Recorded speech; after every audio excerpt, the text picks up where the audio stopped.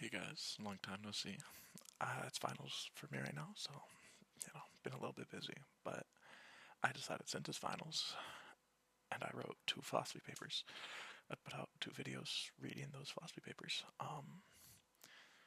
So for this video, I'm gonna be reading my Greek philosophy paper on on Aristotle, Nicomachean ethics, and the physics. And it's just a reconstruction of one of his arguments in Nicomachean ethics, and then a reconstruction of that using the physics. Um, yeah. Also, I just wanted to say I saw that my first video ever just hit 500 views. That's crazy. Thanks, guys. Still my best video apparently, but that's wild. I never thought I would get 500 views.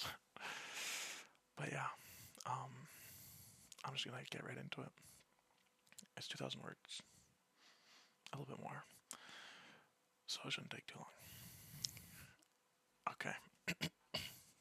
In this essay, I'll be analyzing an argument Aristotle puts forth in 10.8 of Nicomachean Ethics, which tells us contemplation is the most important activity for human happiness. However, this argument given is not the most convincing, so I'll be using ideas from the physics, such as final cause, hypothetical necessity, and potential inactivation, to prove his conclusion in a more convincing fashion. The original argument from 10.8 NE 189 is 1. Happiness is a practical, productive, or contemplative activity in accord with virtue. 2. Gods are the most happy of all. 3. All living things are in activity if they are not sleeping. 4. Gods are living and not sleeping at all times. Therefore, gods are in activity is 5. 6. God's happiness comes either from practical, productive, or contemplative activity. And that's from 1, 2, and 5. Premise 7. Practical activities require a human environment. God does not have a human environment. Therefore, gods cannot engage in practical activities. In order to produce, you must have need. God does not have need. Therefore, gods don't do productive activities. 13. God's happiness comes from the contemplative activity, since it can't be productive or practical. 14. Therefore, the activity of humans, most in accord with gods, is the happiest activity. 15. Contemplation. Why did I put a therefore there? That's not supposed to have a therefore. The activity of humans, most in accord with gods, is the happiest activity. Therefore, contemplation is the most important activity for human happiness. Explanation. The first premise is implied from the passage that happiness is a productive, practical, or contemplative activity. Productive is any activity that produces a good. Practical activities are those of virtue and vice. Contemplative activity is any usage of reasoning. Then Aristotle assumes that the gods are the most blessed and happy of all, and tells us that they must be in activity since they are not alive and sleeping. Since they are alive and not sleeping. Once these are established, we can move to Aristotle's argument that the gods' happiness only comes from contemplation. First, he examines practical activities. The gods cannot be just. It would be ridiculous to assume they would trade or borrow money, since they have no need for it. They cannot be courageous, since they have nothing to fear. Generosity cannot exist amongst the gods, since none have a need for anything, so they will have nothing to offer each other. Temperance cannot exist without base appetites. This shows that practical activities can only happen between humans in an environment of lack. For productive activities, gods do not lack anything, so they do not need to produce anything. If productive and practical activities are removed, all that's left to produce the gods' happiness is contemplation. The final piece of the argument is an assumption that the activity of humans that is closest to the activity of gods, will most bear the stamp of human happiness. This gives us the conclusion that contemplation is the most important activity for human happiness. Although this argument is valid, subheader problems. Although this argument is valid, it relies on a lot of unsupported premises. Aristotle presents the gods as perfect beings who have everything they need and want, and therefore are in a state of utter fulfillment. The entire argument, though, is not sound if someone does not believe in these gods. It also relies on there strictly being three types of activities, so to reconstruct it, I'll be removing gods and boundaries on activity, and instead using ideas from physics to reach the same conclusion that contemplation is the most important activity for human happiness. Reconstruction 2. To begin with, I'll give a very simplified version of my argument, then elaborate on each premise. 1. A human's function is to reason. 2. Contemplation increases humans' ability to reason. 3. Therefore, contemplation makes a human better at performing their function. 4. Humans are happiness when performing their function well. 5.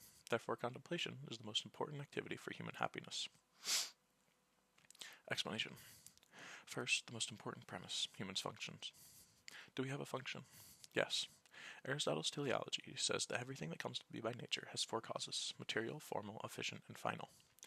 The key one is the final cause, since it considers what the function of an object is, the for the sake of which. In some cases, this is straightforward. For example, a saw's final cause is to cut. This is a man-made tool, though, designed for this function specifically. When it comes to humans, determining the function is more difficult. However, we can use the matter, the what it is, and the first cause of movement to determine the function. The material cause is the matter an object is constructed of. The efficient, first, cause is what is produced by it, and the formal cause, what it is much like a blueprint, how the matter is shaped.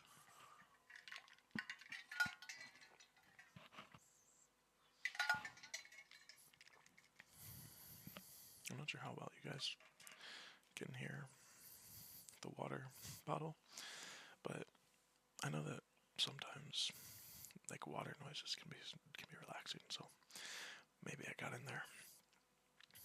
Anyways, with humans, the efficient cause is not useful for determining the function, so I'll focus on the material and formal causes. Before beginning, it is important to establish another concept, hypothetical necessity. This is the idea that there are elements of an object or steps in its creation which have an end/function that is separate from the object's overall function, but necessary for the function to be reached. A saw must be constructed of iron in order for it to function as a saw, but its purpose is not to be made of iron. These ends, though, contribute to the overall end of the whole object, and we can use them to learn what the function of something is. This is best illustrated with an example. To Aristotle, a tree's purpose is to grow fruit. But why would it grow leaves? They have a separate function from the tree, which Aristotle falsely believed was for the sake of shading the fruit. In order for the tree to perform its function of growing fruit well, it is necessary for the leaves to grow and shade the fruit. As a quick aside, although he was wrong about the true purpose of leaves, which modern science has taught us to be photosynthesis, hypothetical necessity still applies. If the tree's final function is to grow fruit, it needs lots of sugar to construct this fruit, so it is necessary for the tree to grow lots of leaves. Presumably they'll understand the link between photosynthesis and sugar. This is where necessity comes from. Now to investigate hypothetical. In Physics 2.9, Aristotle treats hypothetical as the opposite of unconditional. So it can be helpful to think of it instead as a conditional necessity.